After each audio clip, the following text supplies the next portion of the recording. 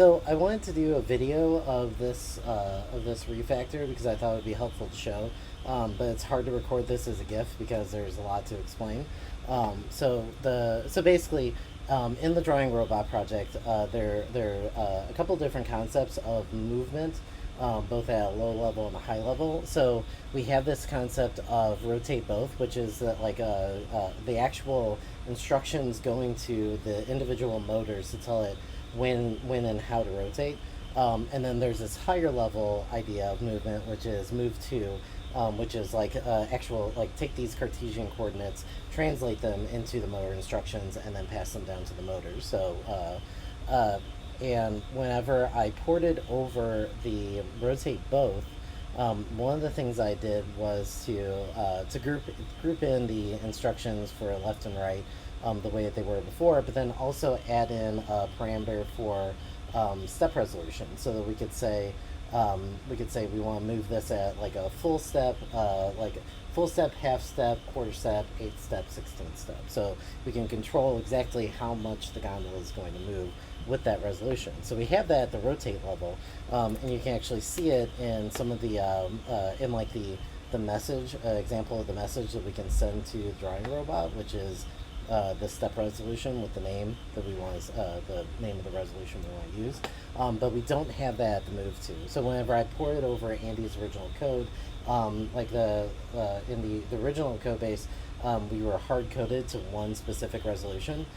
So the signature for move to didn't include that. So what I want to do now that I know that the resolution works at the rotate both level, is to add that feature into the move level so that we can default to, if we don't pass it in, we default to the, whatever the default step resolution is, but we can send in a specific resolution whenever we're doing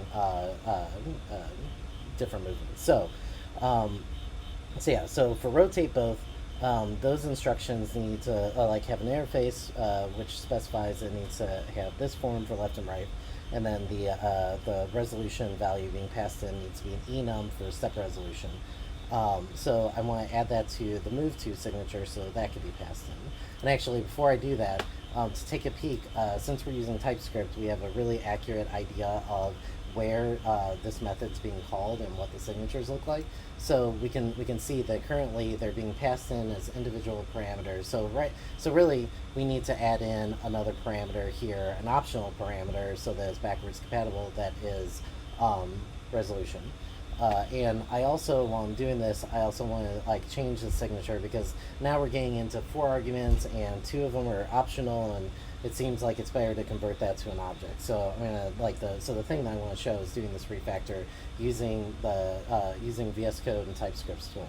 So the first thing that I'm gonna do is use the refactor tools in vscode to say convert the parameter to a destructured object. So what this is going to do is, it looks a little bit goofy because we're using types, but basically we have a definition of the object that we're passing in.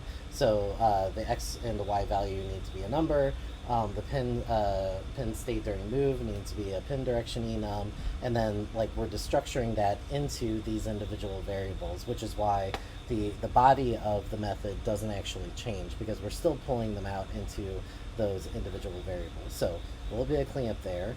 And then because I use the refactor tools, if I save all and then take a look at the references, the references have already been changed to send them in as an object. So nice to not have to go through and do that. The objects are already converted. So now that I have that, I can add in another optional parameter, which we'll call resolution, which should be a step resolution. We've got TypeScript over here telling us that we don't have that argument because we haven't made it optional. So everywhere, those other 2 references here, don't have resolution. So now the compiler's blowing up. We can say, hey, make that optional. Compiler doesn't complain anymore. We don't have to run the compiler. It's just watching in the background. So the next thing is to actually add that to the rotation instructions that are going to be passed in. Because it's an optional parameter, we need to do a conditional. Actually, I'll do it without the conditional so you can see why. So if we say rotation instructions resolution, and then we're going to pass in the resolution. Why are you not seeing it? Oh, you're not seeing it because we add in the type. We didn't add in the name. Yep. Okay. Resolution. So say resolution equals the destructured resolution object here. Whenever we hit save, is it going to handle? I guess is it handling the optionality already? So like the interface for, hold on, let's take a look. So if we take a look at the interface for motor rotation instructions, where we define what should this shape be, we can see left, right, and resolution is optional here already. So, and we're saying the resolution is optional here for the move to object. So normally I would have expected that we'd have to say if we have resolution, then use it, because otherwise it will blow up. But I'm wondering if the double layer of optionality kind of saves us there. I don't know. I'm going to play it safe and add in the conditional. So basically, if resolution gets passed in, then we can send in the instructions. We know that the compiler is not blowing up. So now, if we wanted to, we could hop out to one of these. Actually, let's actually jump to the method. So the move handler, which is like what's taking the socket.io message and then handing it off to the bot controller. Move to method, which then puts together the instructions, send it down to rotate, which hands it down a couple of other steps.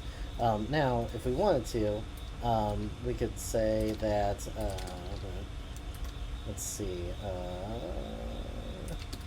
resolution, and we could say data, oh yeah, because we haven't updated data. So data here is a move message. If we look at the shape of that one, we have to peek from here. If we want to take a peek at the type definition here, if we look at the shape of that message that we're expecting from the socket API, we have the X and the Y, but the pin direction is, or XY pin direction is optional. We don't have resolution yet, so let's add that in. Resolution. We're going to take it in as a string here because there isn't really a concept of enums on the socket.io client side. I mean, like, coming from we're bringing in resolution from an external source that may or may not have the concept of enums. We know that they're going to have the concept of strings. So the enum that is behind resolution uses strings as a base. So we can say if data.resolution, because now we have that, is equal to step resolution enum, and then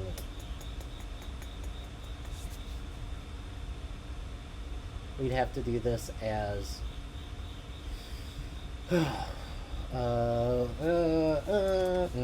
just to get this through really quick. Let's say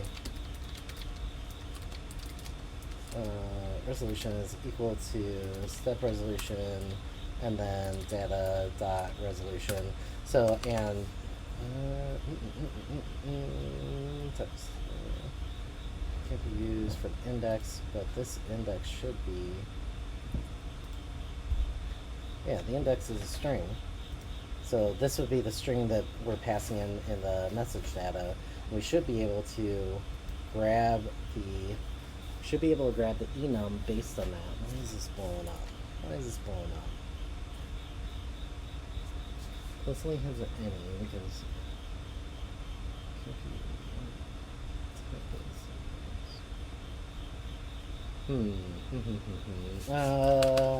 I'll go through and look it up later. We can just do a switch because we have a limited number of options. So data, step, resolution, in the case that in the case that equals step resolution, full step. Yeah, okay. Then we'll say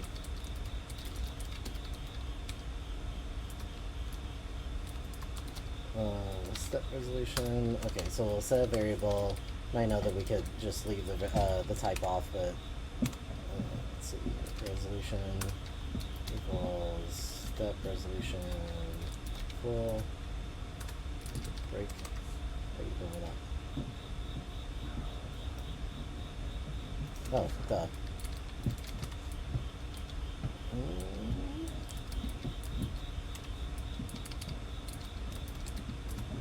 If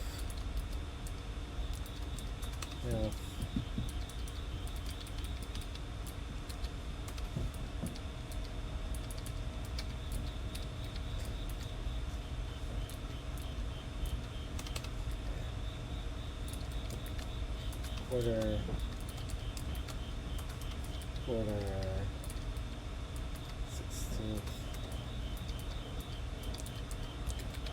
16th. Okay. So we got all that, and now we should be able to actually, now that it's saying resolution, why are you not happy? It's used before it's assigned.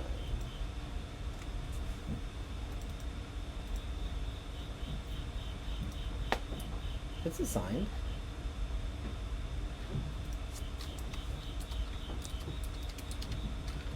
Maybe it means a default, just in case.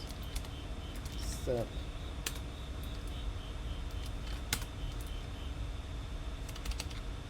Why are you angry? Oh, huh.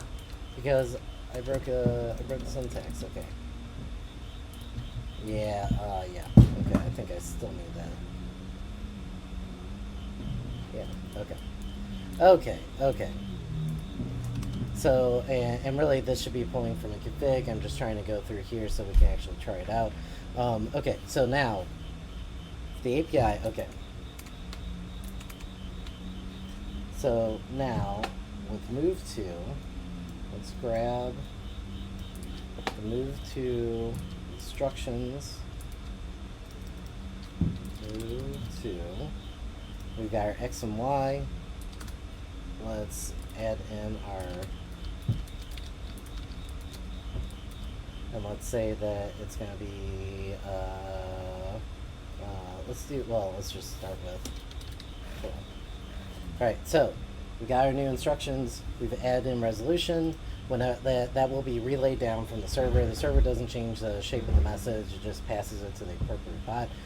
Whenever that comes down, the move to handler will grab it. We'll cast the string version of the resolution to the enum version of the resolution. We'll send that into move to.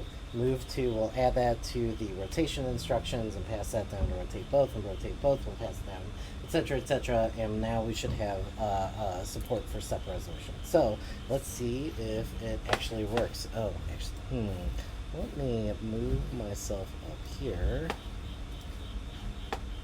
Or let me turn on camera. Forgot I had that set up. Okay, and oh yeah, have to actually push all this stuff up.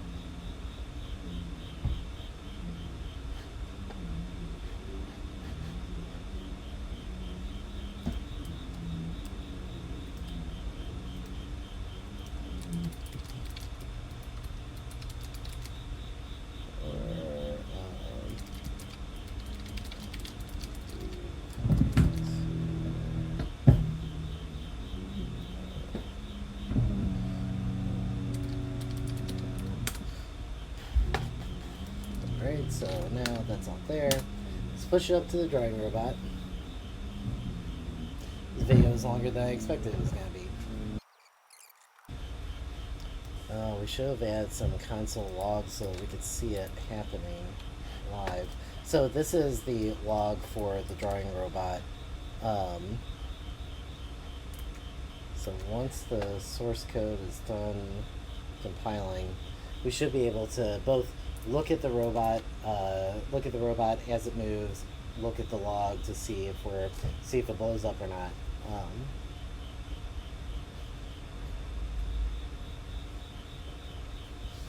Come on.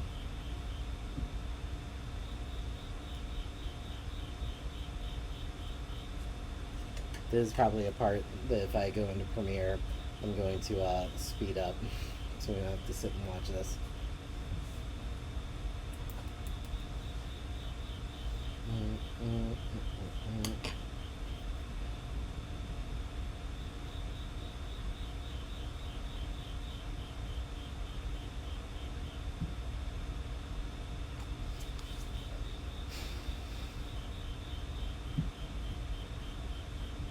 So this taking as long as it does kind of like shows why I wanted to do as much of the building on my local computer as opposed to the Raspberry Pi, because like this TypeScript build shouldn't take that, or I mean like on a full like a laptop, it doesn't take that long. It just fires through. I mean it goes fast enough that the vscode's tooling can run it and then see the errors incredibly quick. So, but doing that compile on the Raspberry Pi takes a really long time. So it'd be like impractical to develop this on in TypeScript on the Pi itself. Okay, so now the robot is connected. It's got the updated code. So we should be able to. This will be interesting. See if it works or not, or if it's gonna blow up. Okay.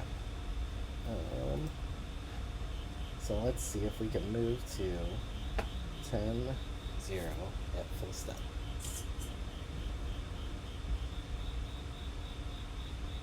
Well, it didn't blow up. Let's see if we can do something that's a little bit more pronounced.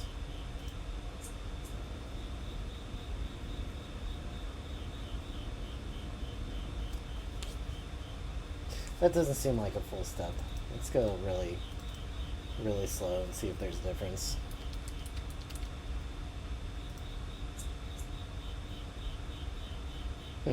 Well, I mean, that is already a difference because like 50 steps at a quarter would be very slow. I think it's working.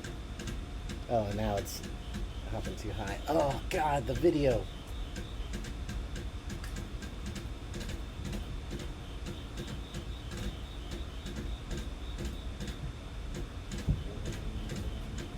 There, now you can see the insanity that's happening right now. I forgot that, to start my other camera, so it was just frozen on the last thing. So once we're done watching the gondola struggle,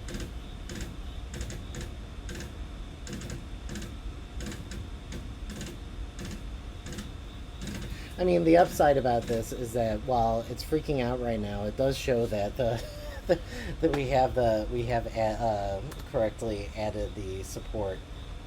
Okay, so let's move it back to 0, 0. No, if we move it to 0, 0 and it thinks it's moved 500, that'd be bad. Let's move it to like 300. Using quarter sub. There we go.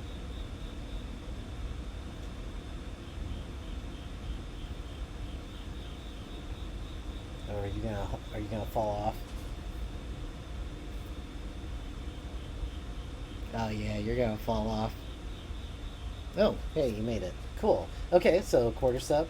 Let's see. Let's switch back to full step since.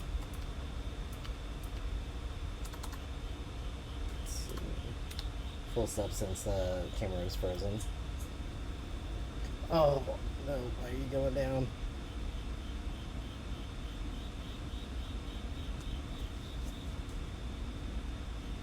So, I mean, as far as it sending the instructions to the drawing robot, that I like the.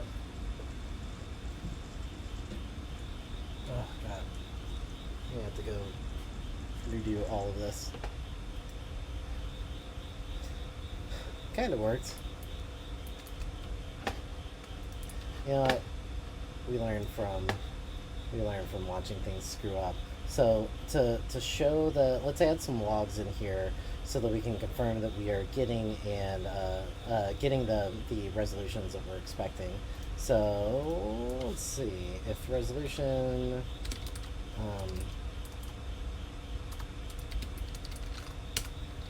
I have a concept of verbose debugging so that we can like add in a whole bunch of logs, but then not actually use them if like we've turned it off.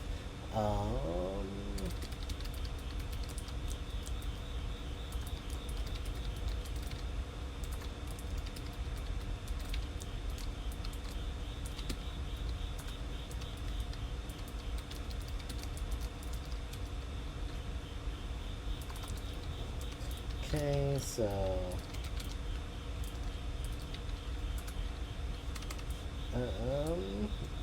let's add in. Yeah.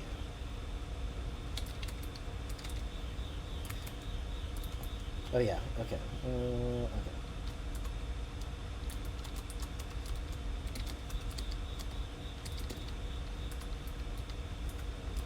Um,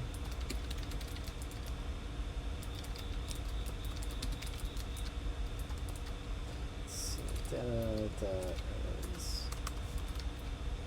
And then let's jump down here and say resolution.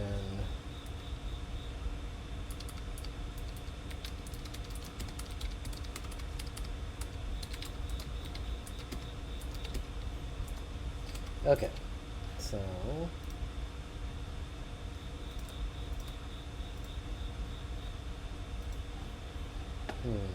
actually, yeah, we need that too.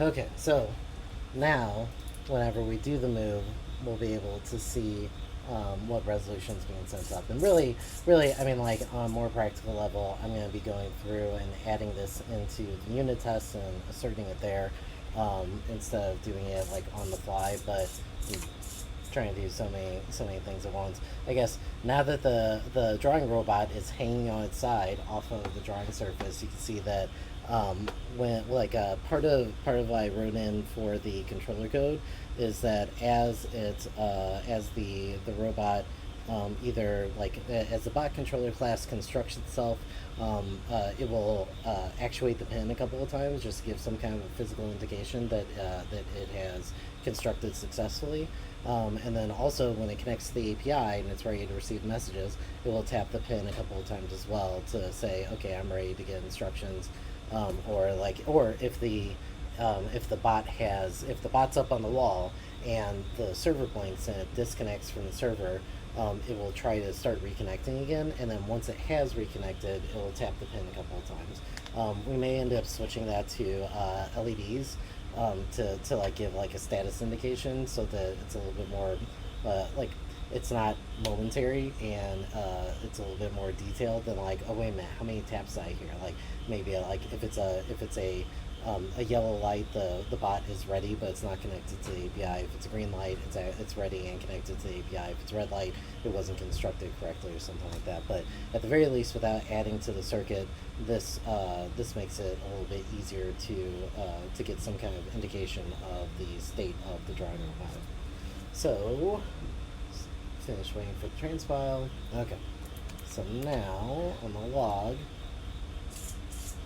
restarting. Get that pin actuation and tell it that the construction's good. And then when it connects to the API, there we go. So now we should be able to send those messages and then see the step resolution at different levels. Let's since it's 0, 0. Okay, resolution and handle are full. Resolution and move handler. All right, switch is working. And then. Where's the last one? String steps. What was that last one? I should have done an arrow to call it out more. What was that last one? If resolution used at move to.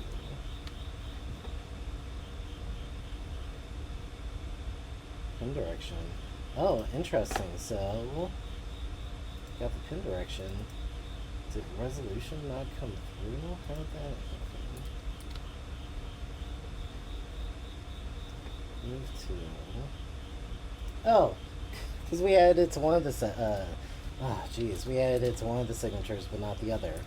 Okay, cool. That kind of explains why the resolution didn't seem to change. So.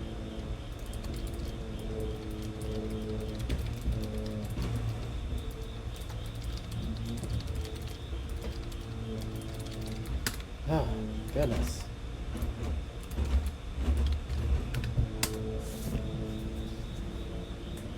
Yeah, I'm definitely gonna pop into Premiere and zoom some of these sections because I like. I mean, I feel like this is like, even with the fails, this is a worthwhile demo because it's kind of showing all the stuff that's going on. Yeah, we have to wait till all this. I also just realized that with the overlay, you can't see the git stuff that's happening. So the way that I have the project set up to deploy to the Raspberry Pi right now is through a git push. So I'm able to write the code, commit it to the repository so it lives within version control, and then right now I am pushing directly to the robot instead of pushing to origin and then having origin fire a hook that pushes down to the robot, just to speed stuff up, and because like literally my laptop is right here, the Raspberry Pi is right there, so being able to push directly to it is really nice. The other part of the deploy is a git hook that fires once the update has been received.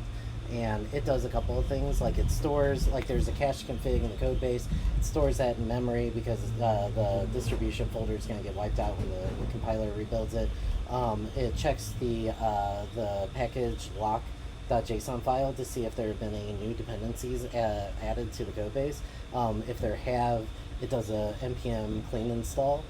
If there haven't been any new dependencies added, then we don't need to touch node modules, and because of how slow the Raspberry Pi is, I want to kind of like conserve time, like not having to just reload all the dependencies for no reason. So in this particular case, we haven't added any new dependencies, so we are able to like skip the no clean install. We've skipped it, and then after the dependencies have either been installed or not installed, we do a rebuild. So the TypeScript compiler runs, which blows away the distribution folder, recreates it. Once the distribution folder is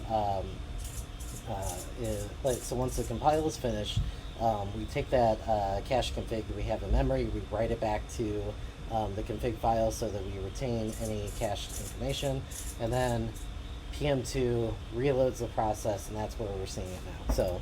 So now we should be able to come through here, fire full, and resolution move to. Why am I not seeing it? Resolution move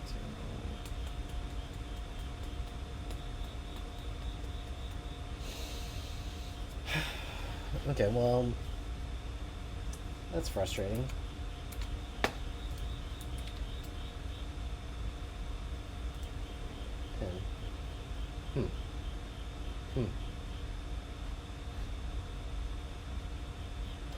So move to pen direction, and then pen direction.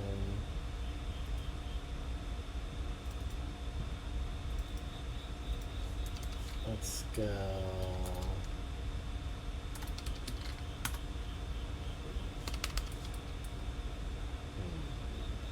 Pen direction under the hood is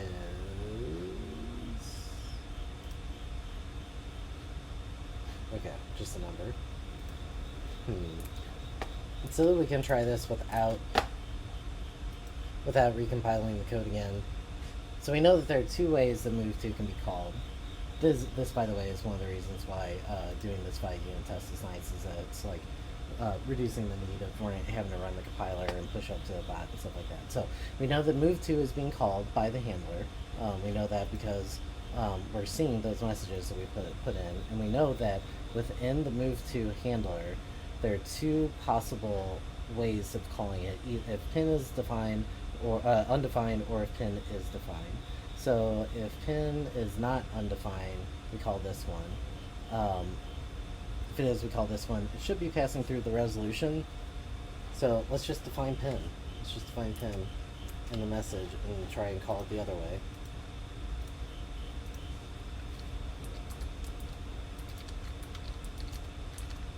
Let's do it that way. See? Move to. I feel like I'm going crazy. crazy. The video is way longer than I thought it was gonna be.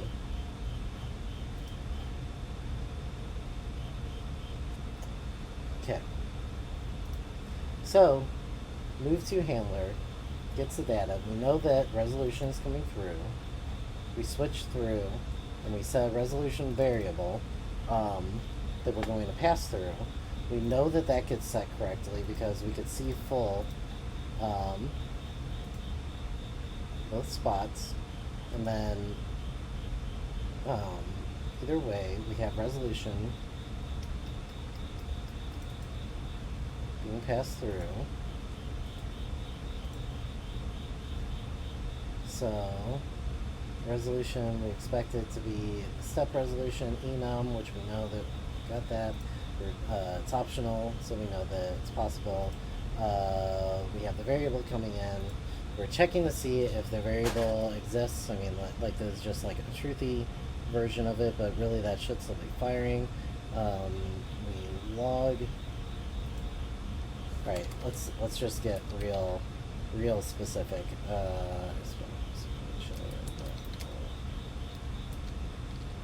Fine.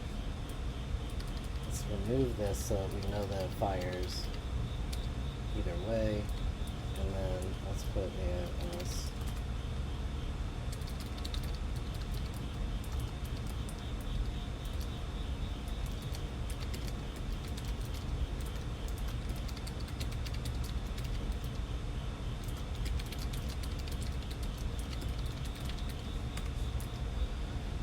goodness. Oh my goodness. Okay, so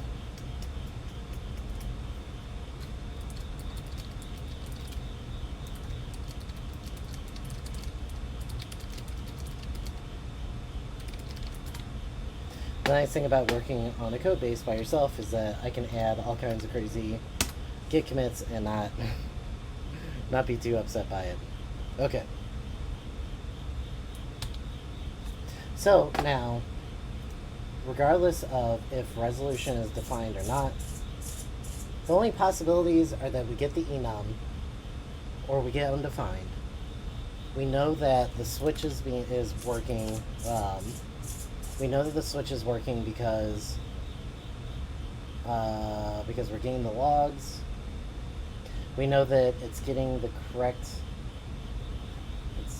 We know that, like, if it wasn't getting assigned to a step resolution, we would be getting a compiler error. Like if we said full, if it was just a string, we wouldn't be able to do that or we know that the casting is working because otherwise we wouldn't be able to assign to this particular variable. Let's see, we're passing in resolution in a destructured object. We know that resolution is the name of the variable being passed in. We know that the type definition for it is either step resolution or undefined, so those should be our only two options. And then we know from the log,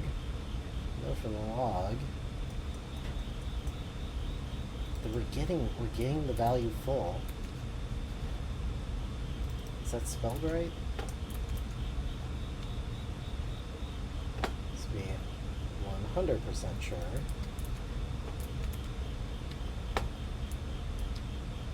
You know, it's spelled right. Let's change this set.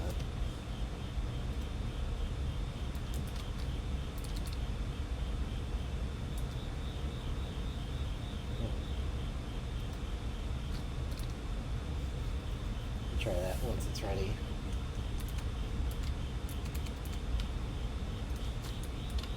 Let's see what we got. Okay. Right. Cross your fingers. Okay, it's the API.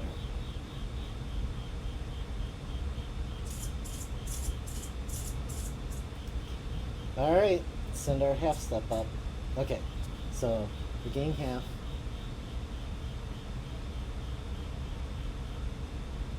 What the heck?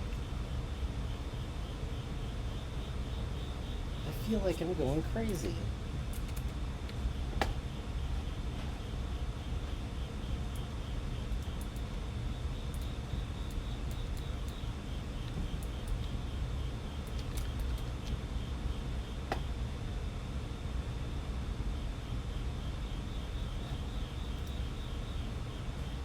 just losing my mind?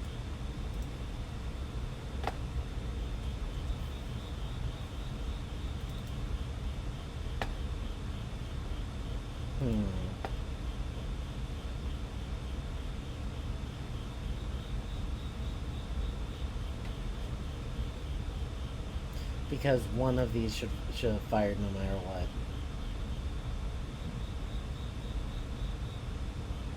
Why are you not firing?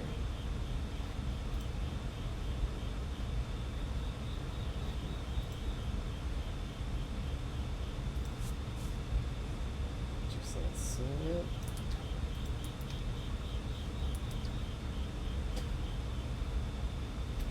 I'm an idiot. It just wasn't showing. Oh god. Oh my god. Oh my god. Oh my god. It's there. Oh, it's everywhere. Oh my god.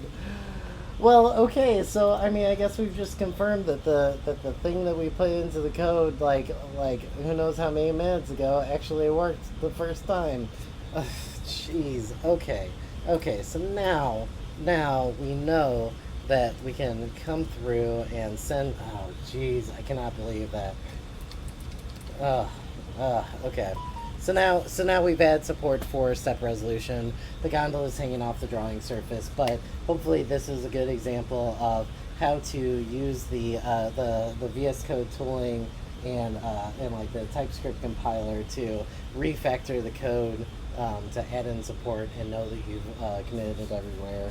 A little exploration of the of like the Git hooks and stuff like that, and like a visual representation of me losing my mind. So hopefully that helps someone in some way.